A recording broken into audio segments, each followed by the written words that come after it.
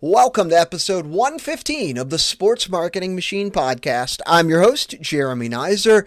Did you know 85% of your single game buyers from last season are not coming out this year? Or your single game buyers, 85% from this season are not going to come out next year. It's a huge problem throughout all of sports, from the majors to the minors to semi-pro to professional, all across the board. Single game buyers, fans who come out one season, 85% of those don't come out the next. Most teams do several things trying to get them to come back, but here's one idea that I'm going to share with you that you can implement, super simple, to get some of those folks to come back to your games this season. It's an easy process and it will help you sell more tickets. Let's get to it.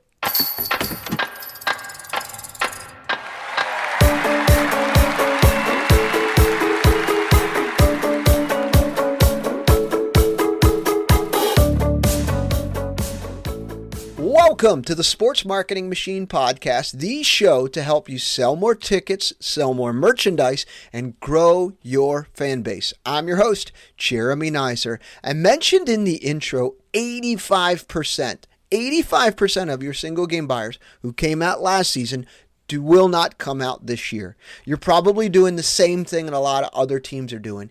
Email blasts, texting, you're creating lists, and you're maybe potentially calling these people if they attended multiple games. You're probably uploading lists and doing social media ads and doing these different things. I'm going to give you a tactic today that is super effective, very personal, and can help you sell more single game tickets to your games. So the 85%, if you think about those folks who came out last year, single game buyers, you spent a lot of time, energy, and effort to get them to come out. You spent a lot of money on social media ads, spent a lot of money on TV and radio and print, and doing all of these different things to get them to come out to a game last season.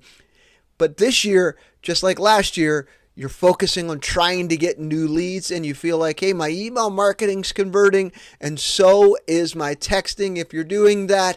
But if you actually drill into it, your email marketing is working to an extent. If you've got an open rate at 30% and people are clicking through and buying, you're getting a really good ROI, that's great. And typically email marketing is awesome and will get you the highest ROI out of all of the things that you're doing. But I want you to think about this different tactic. Sometimes as fans, we're not going to open up your emails that you send us that have subject lines about buy this or buy that or the upcoming promotions or what have you. You need to do something that's a little bit different, something that's a pattern interrupt. So I'm going to introduce to you the tactic of a "we miss you" email. This is the email that brings fans back. All right, how does this work? Let's just say you've got your list of single game buyers who have not attended a game this season. Maybe you're in baseball and you're a month into the season or a month and a half into the season. You got a lot of single game buyers who have not attended a game this year, and you want to get them to come back out.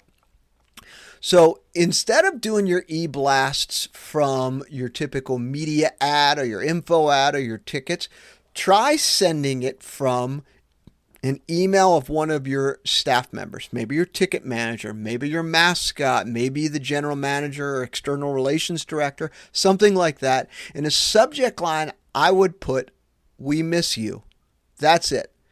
Because more than likely people are like, what on earth, "we miss you"? What is that? So you click into it and you see it. Maybe you don't want to use "we miss you" because maybe you feel like, hey, that's not going to work. But maybe a different subject line may be "still saving your seat." "It's been a while. Hey, we miss seeing you at the ballpark." Something like that as a great subject line. And inside, you call out the fact that they haven't been out to a game. "Dear Scott, we appreciate you coming out last year. We haven't seen you at the ballpark this year." Or, "We haven't seen you at a soccer game this year. We haven't seen you at our basketball game this year." Or you call out something that they attended. "Hey, we know you came out to Star Wars night last year. Guess what's coming on up? we've got Star Wars night coming up. Or, hey, we know you came out to the fireworks game last year. Love to see you out here. We've got 3 fireworks games coming on up. So you're very personable, very targeted to them in the specific e-blast that you're sending out. But remember, you're not sending it from your tickets at or your info at or your media. You're sending it from like the mascot or your general manager, external relations director, or even one of your ticket manager or your ticket managers or a staff member. But it's got to come from a staff member. And in doing this, it actually is a pattern interrupt. It gets people looking at the email and reminds them to want to come out. But it's very personal. Most of your e-blasts have text and it's copy and there's a lot of things inside of. This is really punchy, really short. Hey, we miss you. We know that you came out to Star Wars night last year. Love to see you back. Star Wars night is this specific day. Or, hey, we know you came out to a fireworks game last year. Here's our next 3 fireworks games and links to be able to buy tickets. If you want to put a special offer in there for 20% off, go for it. But that's like, if you think about it, if you just get that and it's like, hey, these folks know me. They know that I came out to a Star Wars night last year. That's what the fan is thinking when they look at this. You're going to close more and sell more tickets this way than just sending out e-blast that says, hey, we miss you, and it comes from your media at. By doing it this way where it's a little bit more personal and very targeted, you're going to sell more tickets. That's going to be a little bit more work on your shoulders, though, because you're going to have to figure out how you want to segment them. I would typically segment maybe potentially by promotions. So if they came out to a fireworks night last year, change it to a fireworks night. Or, hey, we know that you came out to our home opener. I would do that one. Or, hey, we know that you came out to a Saturday game last year. Here's our upcoming Saturdays for this year. However you want to segment them, I would organize those into buckets and be able to target them that way, because you're going to sell more tickets when you're personal and you're very targeted than if you just blast it out, right? So inside of the personalization, you use their first name, the past game, or the date, or the promotion, and then give them some information about those upcoming games that are specific to what that may be interest to what they've attended in the past. So there you go. You've got your new subject line. We miss you at the ballpark. We miss you. It's been a while. Hey, we're still saving your seat. So that's what you have there. And when you start to segment, I would do the last 2 years. And I would do, hey, we hadn't seen you in a couple years. We saw you last year on this Saturday or whatever it may be. So you could use those. If you want to do a soft offer like some sort of limited discount or free voucher for ice cream or kids eat free or whatever it is, you could do that, absolutely. But try your best to make it look like it's just a regular email rather than an email blast. At the end of each episode, I give you the main takeaways. Here are the big 3 from this episode. Number 1, your past buyers are still your best leads. You spent a lot of money to go get these buyers last year to let them kind of just accept the fact that you could sell them on your e-blast and your text message is simply just false. Because if your open rates are 30% and you have 100 people in there, that means that 70 people didn't even open your email.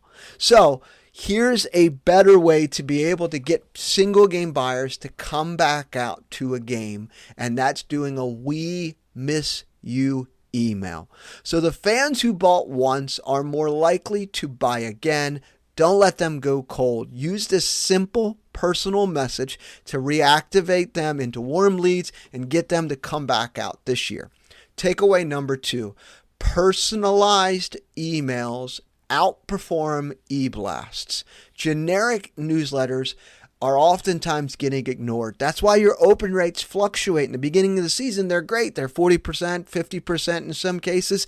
But as the season progresses, it goes lower and lower and lower. But an email that says, hey, we remember you, here's what's coming on up, makes a fan feel valued, and they're more likely to re-engage. Number 3, the timing and tone, they matter. Timing and tone matters. The "we miss you" email works best maybe a month and a half to the season or mid-season or just before some key promotional nights. And the message should be warm. calls back to what they did, and it's full of positive energy. You don't need to hard sell in here. It's just, hey, we miss you. We love to see you back. We know you came out to a Saturday last year. Here's our upcoming Saturday's promotions. Here's a link to buy. Here's 20% off if you want to offer that. Something super simple. Keep it text heavy. You don't need to add a lot of images in there. But these convert because they're personal. They're a pattern interrupt, and they're not a big e-blast what people are typically getting. So to wrap it on up, the We Miss You emails are low cost, high return, especially when done right. So don't wait until next season to rebuild these relationships, to try to get these folks back out, or just rely on your e-blasts to do all the work and the heavy lifting. Set up this one campaign. And look, and as you take a look at it and say, okay, I'm only going to do Saturdays, or I'm only going to do my fireworks nights, or I'm only going to do my giveaways, whatever it may be. Do that and just see what happens. I guarantee you're going to sell more tickets because it's very personable, very targeted, and it's right at the right time for the fans to be able to get in there, because they may be ignoring your e-blast, but getting them to convert with something like this will get them going. So there you go. There's a tip, a strategy for you to be able to get single game buyers to come back out to your games this year from last year. If you found this episode helpful, please rate, review, and share the podcast with people just like you, people in sports looking to sell more tickets and grow their fan base. Until next time.